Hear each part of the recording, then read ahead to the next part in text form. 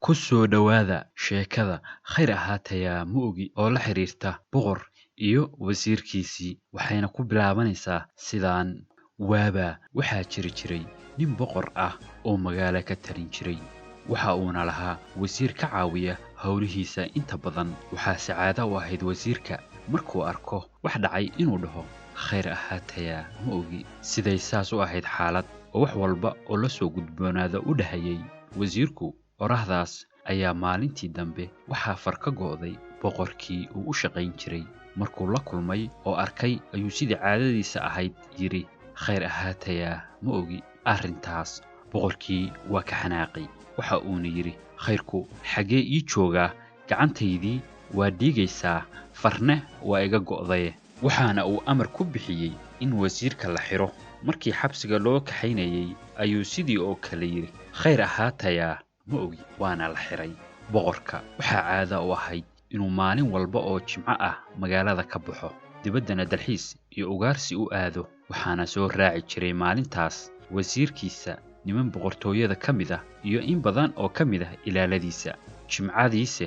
haddii la gaaray waxaa soo baxay boqorkii rag boqortooyada ka tirsan iyo ilaaladiisii oo wasiirkii waxa uu ku jiray xabsi waxaana ay soo gaareen kayn magaalada indoora u jirtay muddo haddii ay kayntii ay dhex wareegayeen hadbana ay dhinac ugu soconayeen waxay u jeesteen ugaarsi boqorkiine waxa uu arkay ugaar weyn oo hilboon waxa uuna bilaabay inuu u soo gaatamo isagoo wata qaanso iyo leeb waxa uu daba socdaba wuxuu ka soo fogaaday dadkii ay isla socdeen waxaase haddiiba gacanta ku dhigay boqorkii niman cawaana oo ku noolaa kaynta dhexdeeda ayaguna u soo galay kaynta inay qof uun ka soo helaan maxayse ku falayaan qofka waase noocee qofka ay doonayaan waa dad aan dhar badan qabin qaybo badan oo jirkooda ka midane qaawan yahay nimanka qabtay boqorka waa dad cawaan ah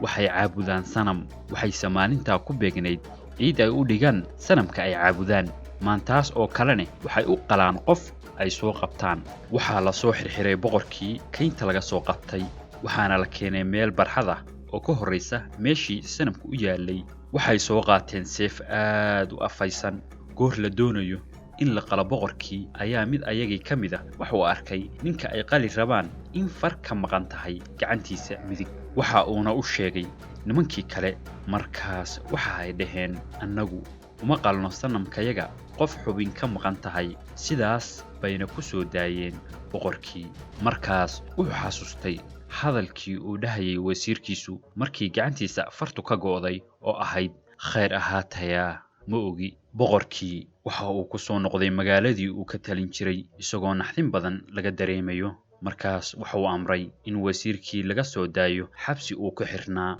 waxa uuna yidhi iigu yeera haddii uu u yimid waxa uu uga sheekeeyey qisadii ka soo qabsatay safarkii gaabnaa ee ku gaaray kaynta iyo dadkii cawaanta ahaa ee qabtay markaas waxa uu raaciyey runtii khayr ayay ii ahayd in far iga go'do waayo iyadaan uga badbaaday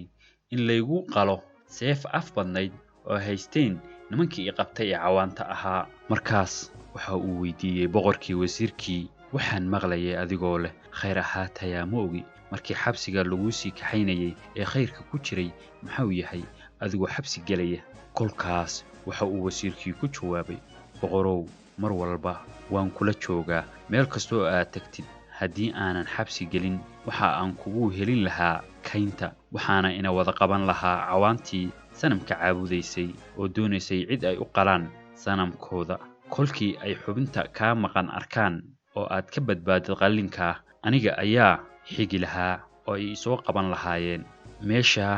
ayayna iigu gowrici lahaayeen waayo wax xubin ah oo iga maqan ma jirto sidaas darteed waxa aan ku badbaaday gelitaanka aan galay xabsiga waxaana khayr iigu jiray inaan xabsi galo intaas waxaa noogu dhan sheekadii khayr ahaataya ma ogi haddii aad channelka ku cusub tahay subscribe saar si muuqaaladayada aad u daawatid mar walba sidoo kale haddii aad ka heshay sheekadan like saar mahadsanidin